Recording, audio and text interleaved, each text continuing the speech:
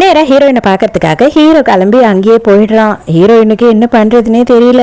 அப்படியே சைலண்டா சொல்றா, லூ எதுவும் பேசாம நீ பாட்டு சைலண்டா இங்க இருந்து கிளம்பிடு, நான் இவனை பாத்துக்கிறேன் அப்படின்னு சொல்றா. கிளம்பும் போது உடனே ஹீரோவை வேகமா பிடிச்சிக்கிட்டு எனக்கு பயங்கரமா பசிக்குது, நான் சாப்பிடவே இல்லை, நம்ம 2 பேரும் சேர்ந்து சாப்பிடலாம் ப்ளீஸ் அப்படின்னு கெஞ்சிரா. இவன் பயங்கரமா பொசசிவ் பிடிச்சவனா இருப்பான் போல. ஹீரோயினை தனியா கூட்டிட்டு வந்து பயங்கரமா கேஸ் பண்ணி ஃபோர்ஸ் பண்ணிக்கிட்டு இருக்கான். தயவு செஞ்சு என்னை விடு, எதுக்காக நீ இப்படி பண்ற, அவன் ஜஸ்ட் எனக்கு சைல்ட்ஹுட் ஃப்ரெண்டு தான், வேற எதுவுமே கிடையாது அப்படின்னும் போது எதுக்காக நீ அப்ப தனியா என்கிட்ட சொல்லாம கொள்ளாம அவனை வந்து பார்க்க வந்த அப்படின்னு கேட்குறான். இருந்து நான் தனிமையிலேயே வாழ்ந்துட்டேன். முதல்ல எங்க அப்பா அம்மா என் அண்ணன் எல்லாரும் என்னை விட்டுட்டு போயிட்டாங்க. ஆனா நடுவில் நீ தான் வந்த, நீ வந்த உடனே தான் எனக்கு எல்லாமே கிடைச்சது. கண்டிப்பா இதுக்கப்புறம் நான் எல்லாத்தையும் இழக்கிறதுக்கு தயாரா இல்லை, எல்லாத்தையும் இல்லை, அதுவும் உன்னை இழக்கிறதுக்கு நான் கொஞ்சமும் தயாரா இல்லை. நீ என்னை விட்டு எங்கேயும் போயிடக்கூடாது, மரியாதையை என் கூட வா அப்படின்னு கூப்பிடுறான்.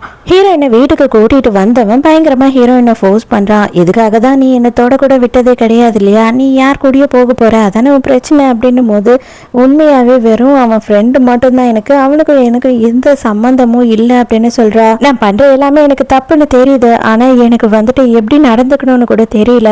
ஏன்னா நான் யார் கூடயும் வாழ்ந்ததில்லை, எனக்கு எந்த ஒரு முறையும் இருந்ததில்லை இத்தனை வயசு வரையில.